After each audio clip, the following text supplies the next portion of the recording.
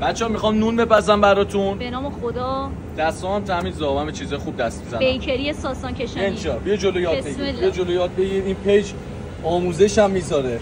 خمیر رو میاریم. بکوبون رو. اینجوری پهنش کنه. دستاشو. ببین یکم اینجوری باید پهنش کنی. همین اولش فرمو نگاه چه فرم داغونی. آقا نون خودم دوست دارم میشلی باشه. نون خمونه مسجد سلیمون. بعد بیا جلو بیا. خب اینو اینجوری. آها بگو دیگه گوشو گردونم.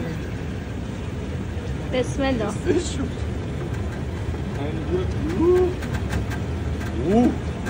گرفتن بد شد. دوباره نه بد شد. دوباره می‌نازمش. نمیشه که اون چیه چرا تاگه؟ وایسا. استعداد امکانات 100 استعداد 0. آقا بگی تو کارت نباشه. نونه دیگه این آخرش نون در میاد. بیکری مناطق صعب العبور. اون باز اونور شاه شد که دو شد. اونور شاه رو نخورد. بلندش کن با دست. بلندش کن. خودت بلند کن. بربری درست کنم. آقا یکم اینجوریش میکنی. بربری شد. به خدا بربری شد. نکن. نمیدونم چی کار دارم میکنم. وای.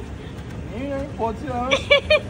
مجبوری بگیره. پهنش میکنی. پهن شد روی یا نه الان؟ پهن شد ولی شکل نون نیست آخه. ببین میگن نون فانتزی یعنی این باید خاموش کنم. نون تافتون بعد از عاق والدین.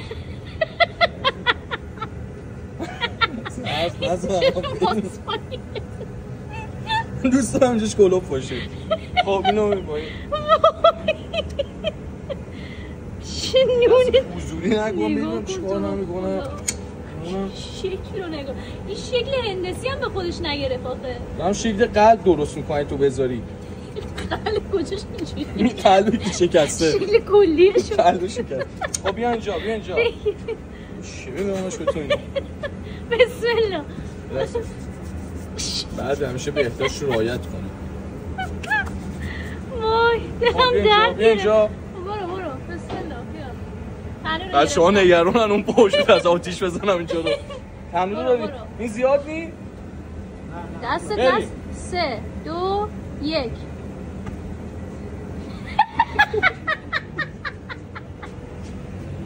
یعنی برو گم شو.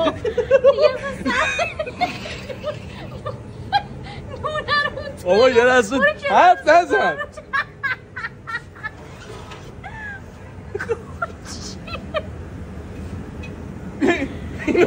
درش میاد. نتیجه نهایی نون.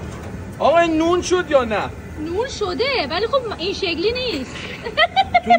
تو معده تو فکر اصلا اونجا خوشگل میره. تو معده خیلی بدتر از ایناست. نون ساسان پس. بیا برو تو. سوختم. تو نون پس نمیشه. نونم بخور.